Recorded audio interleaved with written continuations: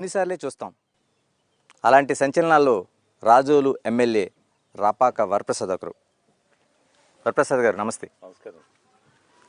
అలాగా ఈసారి మీరు జనసేన పార్టీలో అధ్యక్షుడు కూడా ఓడిపోయిన సమయంలో ఒకే ఒక్కడిగా మీరు ఎమ్మెల్యేగా నిలిచారు. ఇప్పుడు వైసీపీ పార్టీలో కొనసాగుతున్నారు. ఈసారి అసెంబ్లీకి వెళ్తారా, పార్లమెంట్కి వెళ్తారా? అది అధిష్టాన వర్గం నిర్ణయించాలి.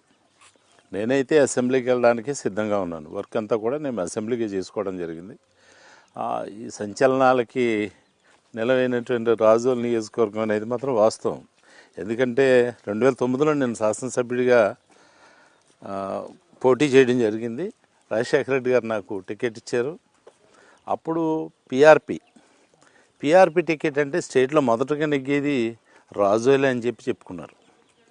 రాజోలే గెలుస్తుంది పిఆర్పికి ఫస్ట్ టికెట్ అని చెప్పుకున్నారు. కానీ నేను 5800 మెజార్టీతో గెలిచాను కాంగ్రెస్ పార్టీలో.